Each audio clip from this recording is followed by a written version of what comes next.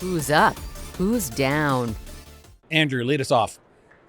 My who's up, Jimmy Pitaro, chairman of ESPN, maybe now the emperor of ESPN.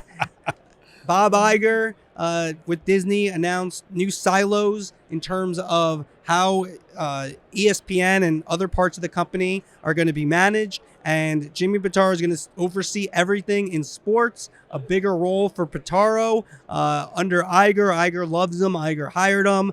So it's going to be Pitaro's world, Pitaro's vision, which it already kind of was, but even more so, I think, now with the new reorg from Disney. You know, nobody talks about Bob Iger's replacement as being Jimmy Pitaro. This sets him up now to be in that conversation. You always love to give these executives like a a new job. You're like a headhunter. He just got this job. He just got this job. All right, let me get my feet wet in the job. That's next, Andrew. He's got the succession plan. Come on. All right, there you go. Who you got? My who's up. Look, the Marchand and Ourand Sports Media podcast has made it. We're on Radio Row with this podcast. And on Radio Row, there is nobody that's drawing bigger crowds than Pat McAfee, who is at the FanDuel. It's a big FanDuel branded set that's just right in the corner of Radio Row. Every time he comes on, there are crowds of people. There are people taking pictures.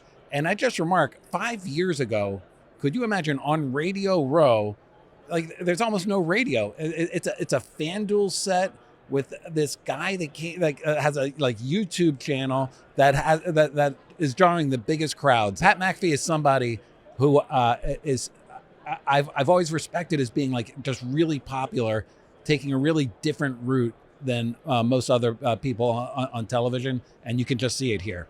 100%. All right, my who's down, Michael Irvin. Very odd circumstances and scenario this week where Irvin came. He's going to be part of NFL Network's coverage, and then he was banished from their coverage, not a part of it at all. An incident that he described on a Dallas radio station at a local hotel. It's very unclear what happened, but Michael Irvin out at the Super Bowl in terms of coverage. What does that mean for his future? ESPN also not using him this week now. So it's a really sad story, but definitely a who's down for Michael Irvin. My who's down, I'm going to the Pac-12 and George Kliavkoff. There is a sports rights bubble, and the sports right bubble is going to burst, and it's not going to affect the haves. The NFL is still going to get paid. Obviously, they have deals going for the next 11 years. The NBA is sitting pretty. Hockey just got paid. The Pac-12 rights are up right now. And you can see with this Disney announcement and your who's up of Jimmy Pitaro, they're going to make hard decisions about what sports matter. Really, what are essential sports and what are not essential sports. And if you're ESPN, essential sports are the NFL, the NBA, the ACC, SEC, Big 12. Does the Pac-12 sneak in there? I'm beginning to think that there might be more problems than that.